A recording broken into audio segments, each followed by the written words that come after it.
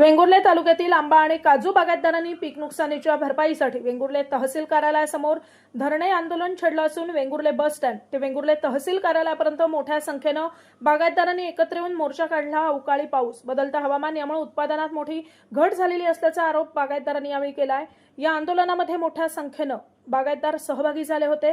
नुकसानीच्या संदर्भात शासनानं तातडीनं निर्णय घ्यावा, अन्यथा आंदोलन तीव्र करण्यात येईल असा इशारा देखील यावेळी दिलाय। शेतकरी प्रतिनिधींनी प्रशासनाशी चर्चा केली, मात्र ठोस आश्वासन न मिळाल्यानं हा मोर्चा काढण्यात आला। उत्पादकांची बिकट परिस्थिती जनतेसमोर तसंच प्रशासनासमोर यावेळी मांडण्यात आली आहे।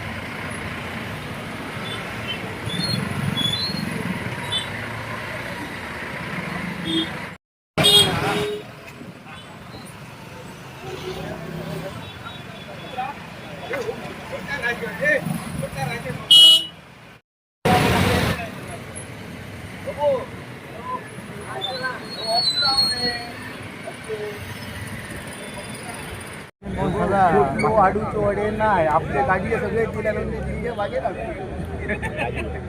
तेच घंटे गाडी यावे सगळ्या दिलके सकाळी धुवून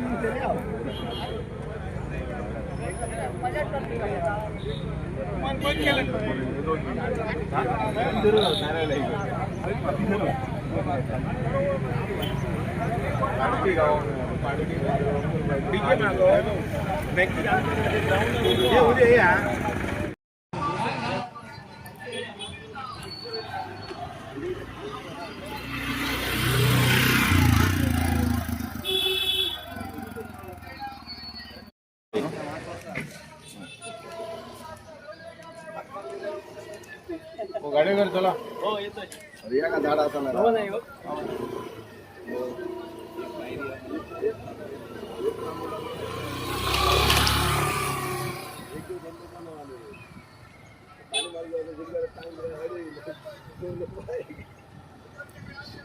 कोण म्हणतो देणार नाही? अरे कोण म्हणतो देणार नाही? अरे कोण म्हणतो देणार नाही?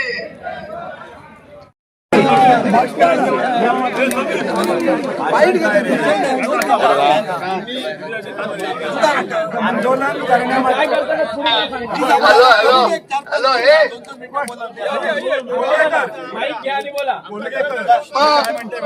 या ठिकाणी मला खात्री आहे की आज या ठिकाणी तहसीलदार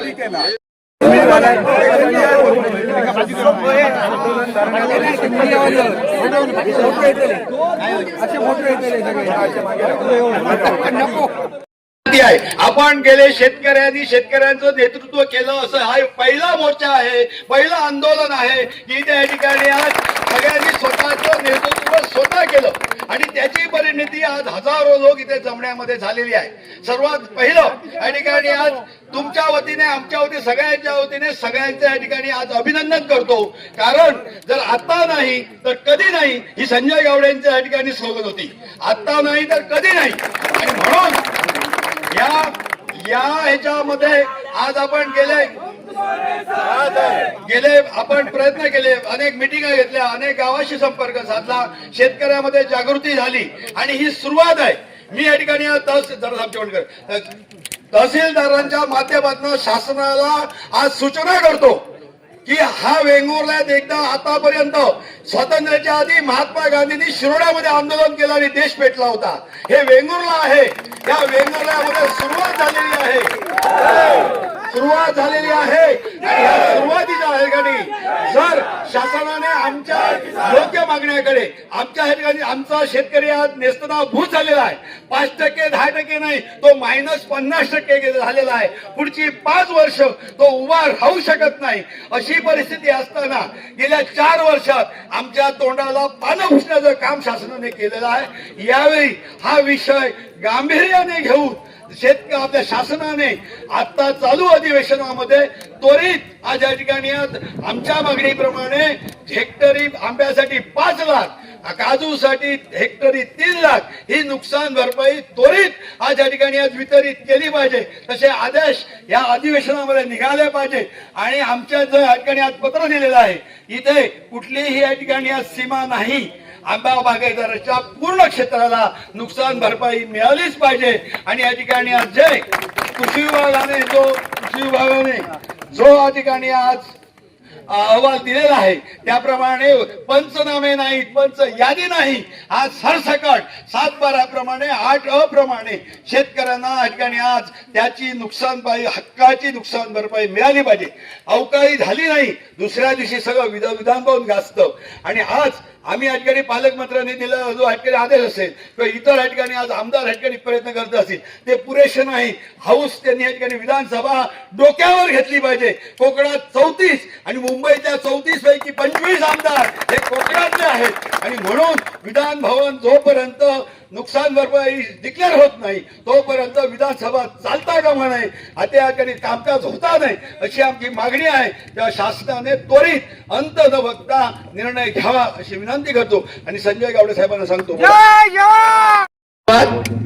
सर्वप्रथम या ठिकाणी जमलेल्या तमाम शेतकरी आंबा बागायतदारांचं मी या ठिकाणी पुन्हा एकदा स्वागत करतोय की आम्ही गेले 7-8 दिवस सतत हा मोर्चा यशस्वी व्हावा याच्यासाठी वेंगुर्ला तालुका शेतकरी न्याय हक्क संघटना यांच्या माध्यमातून गेली 2-3 वर्ष काम करत असताना जे शेतकरी या संघटनेमध्ये जे नेते नेहमी सहभागी असायचे आणि सर्वांची इच्छा होती की आपण सर्वजण मिळून आज शेतकऱ्यांसाठी लढायचं आहे.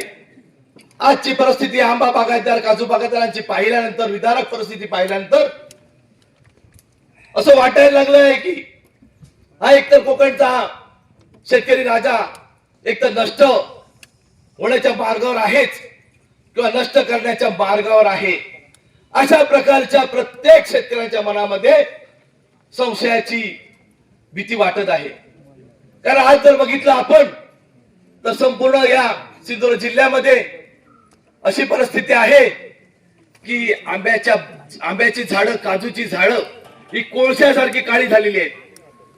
आज किमान एक 5 लाखाची जर बाग घेतलेली असेल, शेतकऱ्यांनी घेतलेली असेल आणि ज्यांच्या आंब्याची झाडं असतील तर त्याच्या दुप्पट आंबा बागायताना खर्च येतो. 5 लाखाचं उत्पन्न घ्यायचं तर 5 लाख रुपये खर्च, 10 लाख आणि त्याच्या पलीकडे जाऊन बघितलं तर 12 लाखापर्यंत हा त्यांना पूर्णपणे खर्च येतो. आज कुणीही मला वाटतं या कर्जाच्या फेरीतून बाहेर पडण्याची परिस्थिती दिसत नाहीये. त्यामुळे सगळ्यांनी एल्गार केला, सगळ्यांनी ठरवलं की काही झालं तरी आज शेतकऱ्यांची एकजूट झाली पाहिजे, एक संघ झाले पाहिजे, सर्व शेतकरी एका व्यासपीठावरती आले पाहिजे, एकत्र जमले पाहिजे आणि आपली ताकद दाखवली पाहिजे, हे सर्वांचं म्हणणं होतं. परंतु काही त्या दिवशीच थोडस आम्हाला फार वाईट वाटलं.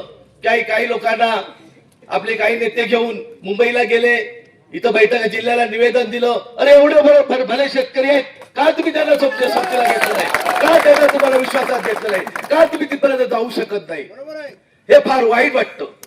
मग तुम्ही आपली मोठेपण दाखवण्यासाठी एसी मध्ये बसून राजकारण करून अशा प्रकारचं जर करत असाल तर चुकीचं आहे. आज जर या मोर्चाच्या ठिकाणी येऊन तुम्ही जर आमच्या मोर्चाला सामोरं गेला असता आणि मोर्चाच्या समोर तुमची भूमिका मांडली असती तर खरोखरच तुम्ही या जिल्ह्याचे नेते म्हणून शोभला असता. आज ठिकाणी तुम्ही काय नजर आहात. आज तुम्हाला या मोर्चाच्या ठिकाणी येऊन तुम्हाला तोंड देण्याची हिंमत होत नाही. असं व्हायला नको. कारण ज्यावेळी तोक्ते वादळ झालं, तोक्ते वादळामध्येही शेतकऱ्यांना भरमसाठ नुकसान भरपाई मिळाली. तोक्ते वादळानंतर शेतकरी कर्जमाफी झाली. परंतु मला घट्ट चांगली आठवण आहे की त्यावेळी भांडत होतो की बऱ्याच शेतकऱ्यांना बँकांमध्ये, जिल्हा बँकांमध्ये नावं लागली होती सगळ्यांची कर्जमाफीची. पण बरेच त्यातील शेतकरी असे असतील की ज्यांची बँकेसमोर नावं लागलेली होती यादीमध्ये कर्जमाफीची, कालांतराने त्याला सांगण्यात आलं की तुमची नावं वगळलेली आहेत. शेतकऱ्यांनी हुंबऱ्या शिजवले, बँकाचे हुंबऱ्या शिजवले, सर्व नेत्यांना पेटले, पण कुणालाही कळवळ आला नाही. सर्वजण फक्त एकच बाज होते की बऱ्याच सोसायट्या असतील, जिल्हा बँका असतील, तालुका बँका असतील, परंतु खरोखर शेतकऱ्यांना न्याय द्यायचा त्यांनी प्रयत्न केला का? किती शेतकरी आहेत त्याला किती जणांना कर्जमाफी मिळाली नाही, त्याच्यासाठी कोणी पाठपुरावा केला का? नाही केला. आणि काल तुम्ही अशा प्रकारचे वागताय, हे चुकीचं वागताय. असं वागू नका. शेतकरी खरोखर त्रासात गेलेला आहे. बरं, भयंकर वाईट परिस्थिती आहे. अशा परिस्थितीमध्ये त्यांनी कुणाकडे बघायचं? माय बाप सरकारकडेच बघणार ना.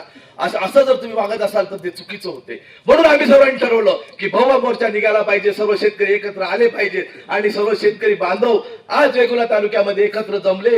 हेच खरं आमचं आजचं यात्रे आहे आणि यासाठी रस्त्यावर उतरलेला आहे. पण हेच ह्याच्यासाठी ज्यांनी परिश्रम घेतले, मी कुणाचं नाव घेत नाही, परंतु ज्यांनी परिश्रम घेतले, गेले 6 दिवस सतत दुपारी अगदी रात्री 12-1 वाजेपर्यंत बसून याचं नियोजन करत होते. प्रत्येक शेतकऱ्याला बाहेर येण्याचं आवाहन करत होते. परंतु प्रत्येक शेतकऱ्यांना समजून आलं की आजची परिस्थिती खरोखर विदारक आहे आणि आज जर आपण एकत्रपणे जमलो नाही तर आपण भविष्यात कधी जमा होऊ शकत नाही आणि आपला आवाज दाबून टाकला जाईल. परंतु आता तुम्ही लक्षात ठेवा की हा आवाज दाबणं फार तुम्हाला मुश्किल होऊन जाईल. आज तालुक्यामध्ये आहोत, उद्या आम्ही जिल्ह्याला काढू आणि मंत्रालयापर्यंत धडकल्याशिवाय राहणार नाहीत, अशी मी तुम्हाला या ठिकाणी ग्वाही देतो. या शेतकऱ्यांच्या आत्मविश्वासावरती तुम्हाला मी सांगतो.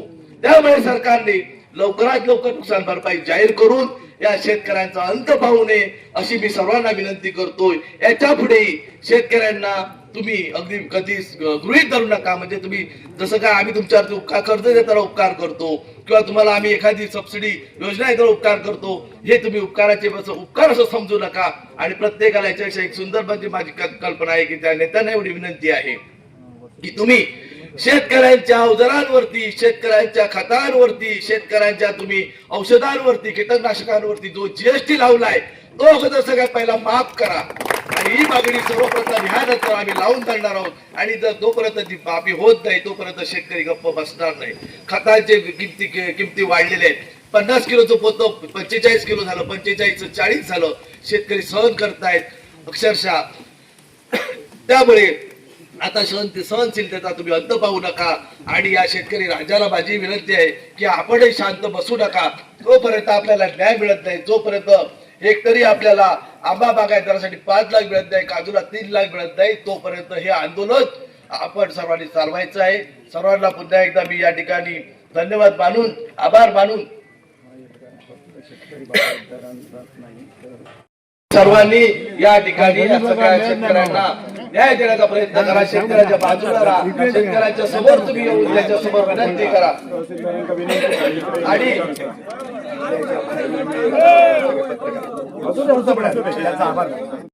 तो संपूर्ण शेतकरी, त्याच्यानंतर त्यावरती आंबा बागायतदार, काजू बागायतदार असतील, त्यावरती प्रक्रिया करणारे जे उद्योजक असतील, त्यांनी आमच्या ह्याच्यामध्ये सामील होऊन आणि करारनाम्याने ज्यांनी बागा घेतलेल्या आहेत, करारावरती जे व्यापारी बागा करतायत, त्यांनाही मला वाटतं आंबा बागायतदार जे असतील त्यांनी करार दिलेले असतील, त्यांनाही माझी विनंती राहील की त्यांनी सर्वांना सहकार्य करायचं आहे. उद्या जर तुम्हाला नुकसान भरपाई मिळाली तर तुम्ही त्यांचाही विचार करायचा आहे, अशी सर्वांना मी अगदी हात जोडून विनंती करणार आहे. आणि ती सर्वांनी मान्य करावी आणि शेतकऱ्यांना नुकसान भरपाईतील 50 ते 60% केलेला आहे. त्या सर्वांचं मनपूर्वक आभार आणि आभार पत्रकारांसहित सर्वांचं मनपूर्वक आभार. तो पण शेती करतो, तो पण नुकसान सहन करतोय सध्या. त्यामुळे नुकसान भरपाई मिळताना सरसकट मिळाली पाहिजे. पंचनामा न करता आणि पंचनामा न करता सरसकट, कारण ही गोष्ट आज 2 महिने चालू आहे आणि आज तुम्ही सांगताय की आज आम्ही आश्वासनं दिली आहेत, पण लेखी कोणी काय दिली आहे ते आमच्या समोर आणावं. ज्या दिवशीची काय मुंबईला जी मिटिंग झाली, आम्हाला कुठच्या ज्या शेतकऱ्यांना विश्वासात न घेता कोण नेते मंडळी माहीत नाही, इथे राजकारण करू नये. मी सुद्धा राजकारणी पक्षात आहे, पण राजकारण म्हणून नाही, आज मी एक शेतकरी म्हणून आलो आहे, शेतकरी बांधव म्हणून कळकळीने. त्याच कळकळीने त्याच माणसांनी सगळ्या जे कोण मुंबईला गेले, कलेक्टर ऑफिसला ते निवेदन दिलं, त्यांच्याने आमच्यासाठी खुलासा करावा. आणि जे 6 तारीखपर्यंत आम्ही अल्टिमेटम दिलेलं आहे, देवगडवारचे नाही पण आम्ही व्यापाऱ्यांना सांगितलं आहे की आम्ही तुमच्या सोबत आहोत, आम्हाला तुम्ही घेऊन चाला. आणि 12 तारीखला जे काही एल्गार करायचं आहे एकत्रच करून एल्गार करायचा सगळ्या संघटनेने. त्यामध्ये शेतकरी सर्व एकत्र जमून तहसीलदारांना निवेदन देण्यासाठी जमले होते, त्यांचं समर्थन करण्यासाठी आलो. परंतु आम्ही 6 तारीखपर्यंत अधिवेशनातल्या अर्थसंकल्पाच्या पॅकेजची वाट बघतो. भरघोस पॅकेज जर मिळालं आम्हाला तर आम्ही कदाचित 12 तारीखच्या आंदोलनाचा विचार करू. परंतु आम्हाला कुठल्याही पद्धतीचा दिलासा मिळाला नाही तर 12 तारीखच्या आंदोलनावरती पूर्ण सिंधुदुर्ग जिल्हा शेतकरी हे ठाम आहेत. त्याचबरोबर इकडच्या वेंगुर्ल्यातल्या शेतकऱ्यांना अजून 1-2 गोष्टी मी सांगू इच्छितो की त्या दिवशी आमच्या मंचावरती काही अशाही गोष्टी झाल्या, ज्या गोष्टी म्हणजे औषध केमिकल कंपन्यावाले आपल्याला खूप दुकानदार फसवतात. तर आम्ही असं डिक्लेरेशन केलं आहे की 40% वरती जी काही 40% मुद्दल जी असेल तेवढीच त्यांची द्यायची. 40% वरती कुठल्याही शेतकऱ्यांनी 1ही रुपया औषध दुकानदारांना देऊ नये. आणि ह्या मोहिमेमध्ये सुद्धा वेंगुर्ल्यातील शेतकऱ्यांनी आमच्या पाठीशी उभं राहावं. वेंगुर्ल्यातल्याच नव्हे तर पूर्ण सिंधुदुर्ग जिल्ह्यातल्या शेतकऱ्यांनी. साधारण सिंधुदुर्ग जिल्ह्यात एकूण किती शेतकरी याच्यात सहभागी झालेत? एकूण किती जणांना फटका बसलाय? आता आमच्या देवगडमध्ये त्या दिवशी आम्ही एक छोटासा मेळावा घेतला. त्या मेळाव्यात साधारण 4000 लोक आलेली. तुम्ही जमिनीवरती उतरा, शेतकऱ्यांपर्यंत पोहोचा, आम सभा घ्या, शेतकऱ्यांचे प्रश्न समजून घ्या, सर्व स्तरातील जनतेचे प्रश्न समजून घ्या. नेहमी सांगत आहे, परंतु आमदारांनी कधीही लक्ष दिलं नाही, कधीही ते डुंकून बघितले नाही. निवडणूक जिंकल्यानंतर मला वाटतं कधी खाली आले नाही, ते आपल्या टेन्शनमध्ये असतील. पण जमत नसेल तर तुम्ही राजीनामा द्या आणि मोकळे व्हा. दुसऱ्याला कोणाला तरी काम करणाऱ्या व्यक्तीला त्या ठिकाणी संधी मिळेल. त्यामुळे दीपक भाई, तुम्हाला विनंती आहे, जर तुम्हाला आमदारकी जमत नसेल, तुम्हाला त्रास होत असेल आणि जर तुम्हाला शेतकऱ्यांना तुम्ही आरोग्य कष्टकऱ्यांना गोरगरीब शेतकऱ्यांना न्याय जर द्यायला तुम्हाला जमत नसेल तर तुम्ही खरोखर राजीनामा द्या.